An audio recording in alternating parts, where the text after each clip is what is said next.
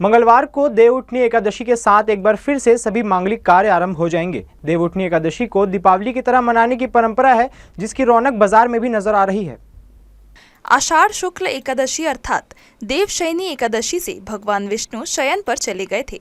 चतुर्थ मास में कोई धार्मिक और मांगलिक कार्य नहीं हुए।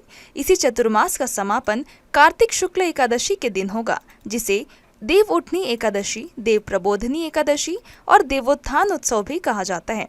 मान्यता है कि भगवान विष्णु 4 माह की योग निद्रा पर चले गए थे। इस अवसर पर किसी प्रकार के कोई मांगलिक कार्य नहीं होते। देव प्रबोधनी एकादशी से एक बार फिर से उनके जागृत होने के साथ ही सभी धार्मिक और मांगलिक कार्य आरंभ हो जाते हैं। इसी के साथ विवाह के मुहूर्त भी आरंभ हो जाएंगे। मान्यता है कि देवउठनी एकादशी का व्रत करने से 1000 अश्वमेध यज्ञ का और 100 राजसो यज्ञ का फल मिलता है। इस दिन तुलसी मैया और भगवान शालिग्राम की पूजा की परंपरा है। संध्या गन्ने का मंडप सजाकर तुलसी माता को लाल चुनरी और सुहाग की वस्तु अर्पित करते हुए शालिग्राम भगवान, गणेश और सभी देव देवताओं की विधि विधान से पूजा की जाती है। दीपावली की तरह ही इस दिन घरों में प्रकाश किया जाता है, रंगोली सजाई जाती है और आतिशबाजी की जाती है, इसलिए इसे छोटी दीपावली भी कहते हैं।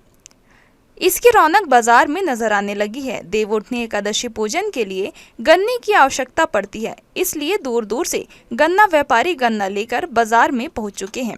हर प्रकार के ईख बाजार में उपलब्ध हैं, जिनकी जमकर खरीदारी हो रही है। इसके अतिरिक्त फल, कंद, आंवला, शकरकंद, मूंगफली आदि की भी खूब पूछ परख है। हम लोग कवर्धा से लेके आए हैं गन्ना, 800 रुपये क्विंटल में लाए हैं। एक क्विंटल में 40 पीस है और 10 से 12 रुपये खरीदी पड़ा है और हम लोग 20 रुपये बेच रहे हैं एक पीस, 100 रुपये का 5 पीस। गन्ने का तो मांग बहुत है। एक लाल गन्ने से एक अलग वैरायटी है सफ़ेद गन्ने में।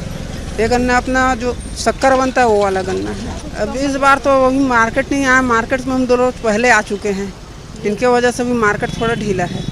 भगवान शालिग्राम और तुलसी के विवाह की तैयारी की जा रही है। ऐसा माना जाता है कि जो भी व्यक्ति तुलसी विवाह कराता है, उसके जीवन के सारे कष्ट दूर हो जाते हैं।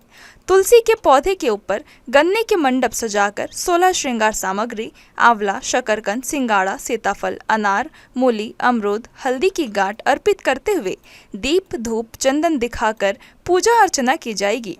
इस दिन तुलसी का कन्यादान किया जाएगा। घरों में चौक सजाया जाएगा, रंगोली बनाई जाएगी, महिलाएं भी खूब श्रृंगार करेंगी।